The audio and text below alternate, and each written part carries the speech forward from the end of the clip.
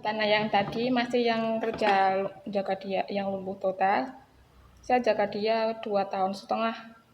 Karena saya merasa nggak mampu di situ karena apa ya? Selama-lama tuh tidur saya kurang. Padahal saya udah dikasih istirahat siang sama nyonyanya.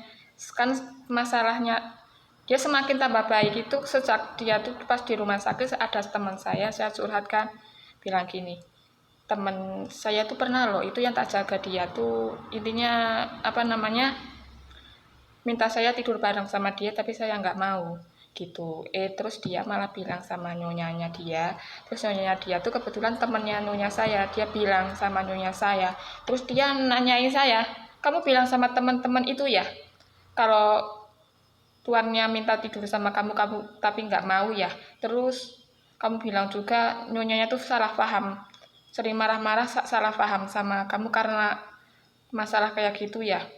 Iya, aku bilang gitu. Dia bilang, kenapa ke hal kayak gitu kamu bilang memalukan? Terus yang tak jaga dia tuh cuma tertawa doang. Ya saya sebenarnya ya malu sih. Namanya bukan malu sih, nggak takut juga. Tapi sejak itu dia baik banget emang. Baik, saya mau, tadinya saya tuh mau pulang. Apa namanya kan 3 tahunnya kurang 3 bulan. Terus kata dia janganlah apa namanya difinisin aja.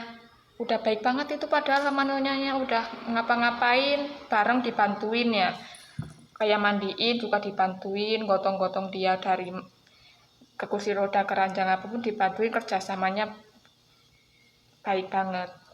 Sebenarnya nyonyanya tuh baik loh, dia kenapa jadi begitu sama pembantunya galak ya, karena sebelumnya itu yang saya rawat itu dulu kan pertama lumpuh, yang lumpuh tuh pertama tangannya, dia masih bisa jalan, itu ceritanya dulu sama pembantu dulu tuh gitu, tidur bareng.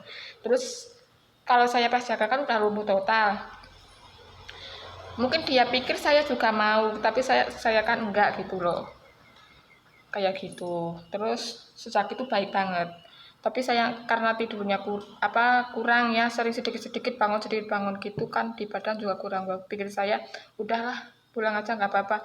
Malah dicariin 3 tahunnya kurang 3 bulan, dicariin lagi sama tuannya, sama agentnya, majikan baru. Terus oke. Terus tapi saya sudah genap 3 tahun kerja di situ 3 bulan, saya pulang ya, diregering terus apa namanya biayanya paruh-paruhan alhamdulillah. Terus udah kerja ini majikannya baik juga, baik. Dulu tinggal di Gugeng ikut sama anak yang pertama saya kadang diajak ke ladang juga, saya nggak masalah dikasih duit kadang 500 berapa gitu, metik rebung biasalah, paling nggak tiap hari sih, paling berapa jam doang lah, 1-2 jam lah paling metik rebung.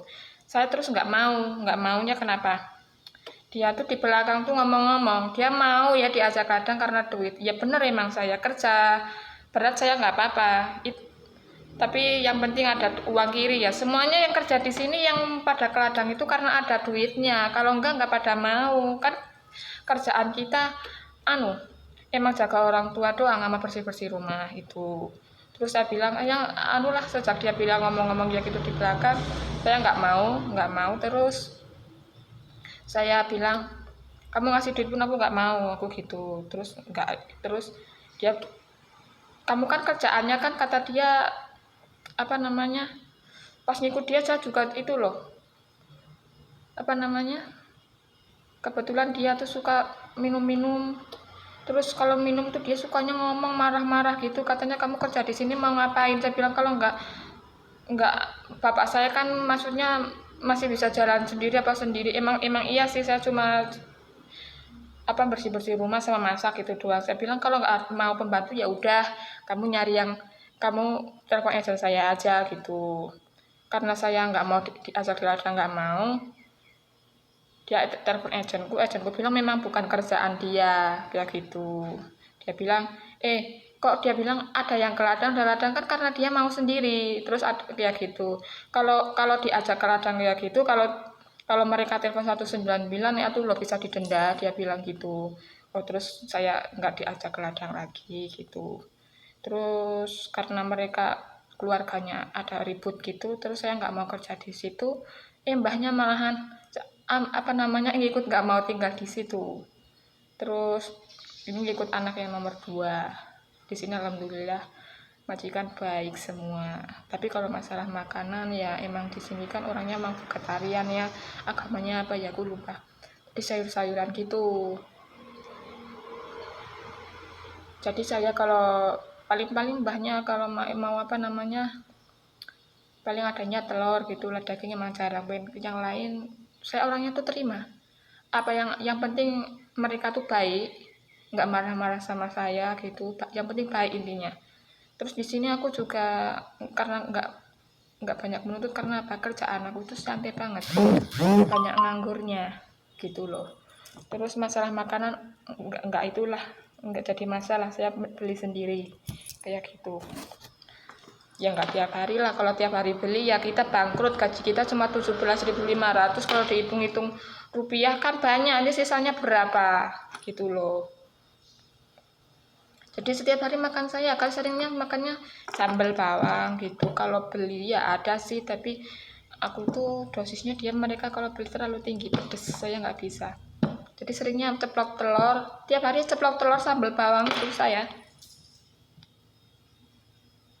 Alhamdulillah saya kerja di Taiwan tuh dari awal sampai sekarang. Pas di pegunungan ya ada orang, selalu ketemu ada orang baik di sana. Dulu meskipun pas awal di Taiwan majikannya ada yang cerewet galak itu, di situ tuh ada, aku kerjanya juga apa, orang Taiwan sering ngasih aku makanan, tetangga gitulah, sampai sekarang pun gitu, makanan, baju apa gitu,